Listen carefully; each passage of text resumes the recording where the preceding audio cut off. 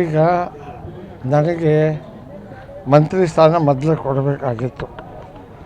ನಮ್ಮ ಸಮುದಾಯದಿಂದ ಏಕೈಕ MLA ಮಾತ್ರ. ಈ ದೇಶಕ್ಕೆ ಸ್ವಾತಂತ್ರ್ಯ ಬಂದಾಗಿನಿಂದ ಇಲ್ಲಿವರೆಗೂ ಎಲ್ಲ ಕ್ಯಾಬಿನೆಟ್ನಲ್ಲಿ ಲಂಬಾಣಿ ಸಮುದಾಯದ ಒಬ್ಬರು ಪ್ರತಿನಿಧಿ ಇರ್ತಿದ್ದರು. ಆದರೆ ಸಿದ್ದರಾಮಯ್ಯನವರು ಹಿಂದಿನ ಸಲ ನನಗೆ ಮಂತ್ರಿ ಮಾಡಿದರು.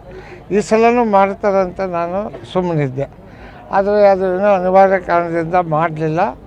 ಮುಂದೆ ನನಗೆ ಡೆಪ್ಟಿ ಸ್ಪೀಕರ್ ಮಾಡಿದರು.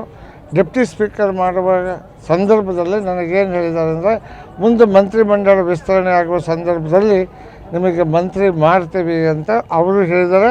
ಈಗಿನ ಮುಖ್ಯಮಂತ್ರಿಗಳಂತ DK ಶಿವಕುಮಾರ್ ಅವರು ಹೌಸಿನಲ್ಲಿ ನನಗೆ ಪ್ರಮಾಣ ವಚನ ಕೊಡುವ ಸಂದರ್ಭದಲ್ಲಿ ಇಲ್ಲ, ಅವರು ಡೆಪ್ಟಿ ಸ್ಪೀಕರ್ ಆಗೋಕ್ಕೆ ಮನಸ್ಸಿರಲಿಲ್ಲ, ನಾವು ಒತ್ತಡದಿಂದ ಅವರಿಗೆ ಡೆಪ್ಟಿ ಸ್ಪೀಕರ್ ಮಾಡಿದ್ದೀವಿ, ಮುಂದಿನ ದಿನಗಳಲ್ಲಿ ಅವರಿಗೆ ನಾವು ಮಂತ್ರಿ ಸ್ಥಾನ ಕೊಡ್ತೀವಿ ಅನ್ನೋ ಮಾತನ್ನು ಹೌಸ್ನಲ್ಲಿ ಹೇಳಿದ್ದಾರೆ. ಅದಕ್ಕೆ ನನಗೆ ವಿಶ್ವಾಸ ಇದೆ, ಹೈಕಮಾಂಡಿನ ಮೇಲೆ ವಿಶ್ವಾಸ ಇದೆ. ಈ ಸಾರಿ ನನಗೀಗ ಡೆಪ್ಟಿ ಸ್ಪೀಕರಿಂದ ಸ್ಪೀಕರ್ ಕೂಡ ಮಾಡಿದ್ದಾರೆ. ಸ್ಪೀಕರು ಸಂವಿಧಾನಿಕವಾದಂಥ ಹುದ್ದೆ, ಆ ಹುದ್ದೆಗೆ ನಾನು ಇಲ್ಲಿದ್ದೀನಿ.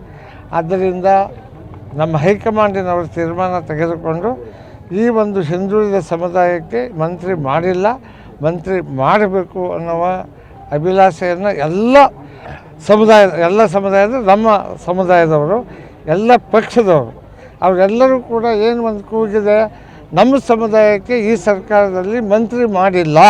ಇದನ್ನು ನಾನು ಹೇಳ್ತಾ ಇಲ್ಲ, BJPಯವರು ಹೇಳ್ತಾರೆ.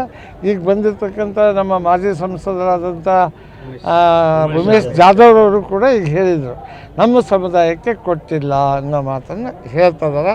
ಅದು ನಮ್ಮ ಹೈಕಮಾಂಡಿನವರ ತೀರ್ಮಾನ ಅಂತಿಮ. ನಾನು ಹೈಕಮಾಂಡ್ನವ್ರ ವಿರುದ್ಧ ಮಾತಾಡಲ್ಲ. ಹೈಕಮಾಂಡು ಏನು ತೀರ್ಮಾನ ಕೊಡ್ತದೆ ಅದಕ್ಕೆ ನಾವು ಹೋಗ್ತೀವಿ, ಮಾಡ್ತಾರಂತ ಭರವಸೆ ನನಗೆ 100% ಇದೆ. ಸರ್, ಎಲ್ಲ ಸಚಿವ ಆಕಾಂಕ್ಷಿ ಶಾಸಕರೆಲ್ಲ ದೆಹಲಿಗೆ ಹೋಗಿದ್ದಾರೆ, ತಾವೇನಾದರೂ ಹೋಗ್ತಾ ಇದ್ರೆ? ನಾನು ಡೆಲ್ಲಿಗೆ ಹೋಗೋದಿಲ್ಲ. ನಾವು ನುಡಿದಂತೆ ನಡೆಯುವ ಸರ್ಕಾರ ಅಂತ ನಮ್ಮ ಸಿದ್ದರಾಮಯ್ಯನವರು ಹೇಳಿದ್ದಾರೆ, ನುಡಿದಂತೆ ನಡೆದಿದ್ದಾರೆ. ನನಗೆ ಅವ್ರು ಮಾತು ಕೊಟ್ಟಿದ್ದಾರೆ, ಅವ್ರು ನುಡಿದಂತೆ ನಡೀತಾರೆ ಅನ್ನೋ ಭರವಸೆ ಇದೆ. ಅದರಿಂದ ನಾನು ಎಲ್ಲಿ ಯಾರನ್ನೂ ಹೋಗಿ ಭೇಟಿಯಾಗಿ ಕೇಳೋದಿಲ್ಲ.